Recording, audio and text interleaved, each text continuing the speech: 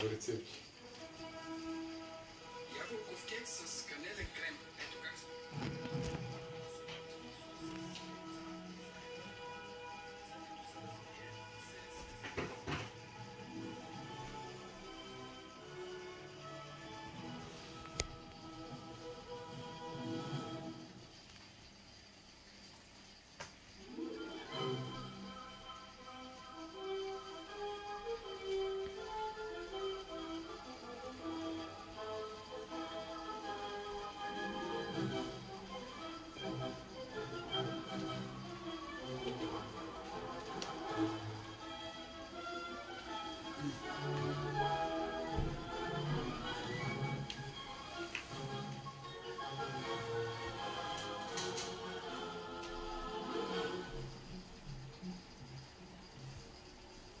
Тази история започва високо над Ню Йорк, в луксозния пентхаус на най-невероятния гений, който светът някога е виждал. О, извинете, хващате ме да правя йога. Очаквате ли да правя наведено куче? Казвам се мистер Пибоди. И щом ще прекараме известно време заедно, ще ви разкажа нещо за себе си. Чуйте, още от пале разбрах, че съм различен. Пробвах да се впиша. Не, благодаря, но не успях. Докато растях, виждах как другите кучета биват избирани от нови семейства. Незнайно защо мен не ме взеха. Хайде, куче, донеси пръчката. Защо, нали, ще я хвърлиш пак? Безсмислено действие е. Не искам това, мамо. Иронизираме. Чакай, стой! Върни се! Хвърли пръчката! Ще стоя мирно до теб! Ще ти дам лапа! Вау, вау! И така, без свое семейство, се посветих на знанията, културата и спорта. Завърших висше в Харвард. Бях първенец на випуска си, а после се заех да помагам на човечеството. Създадох технологии за алтернативна енергия. Разрешавах геополитически конфликти по света. Мир. А в свободното си време измислих чукнипет, фланг, анцуга, аутотюна, задното оли и зумбата.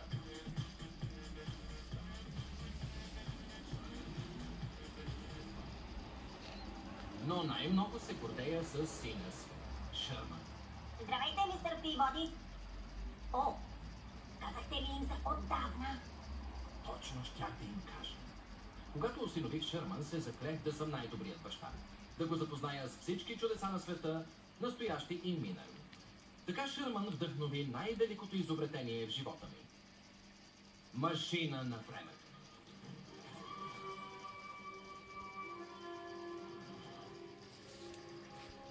Но пътуванията във времето са малко непредвидими.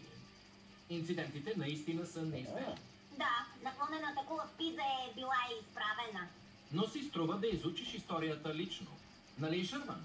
Къде отиваме днес, мистер Пибоди? Не къде, Шърман, а кога.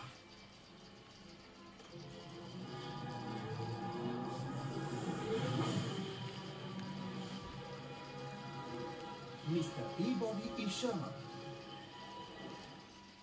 О, не съм виждал толкова голяма къща. Това е Версайският дворец на Мария Антуанета.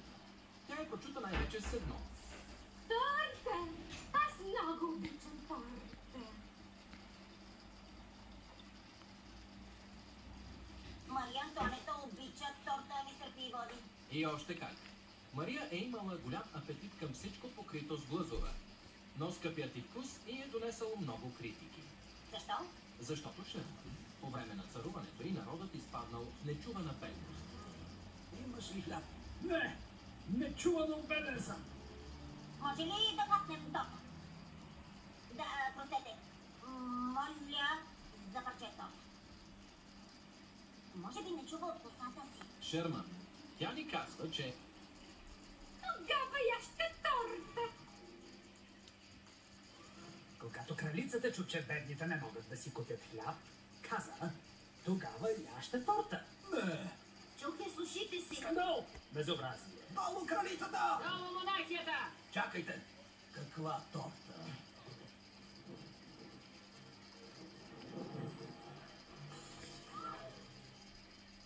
разбиващо парти, Ваше Величество.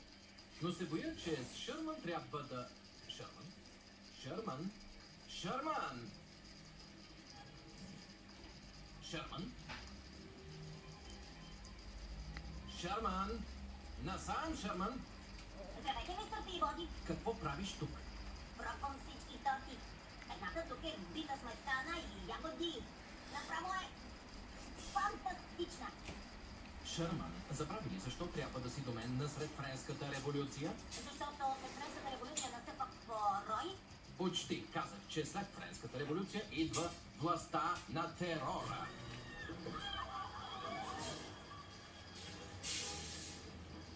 Ръчте, аристократите!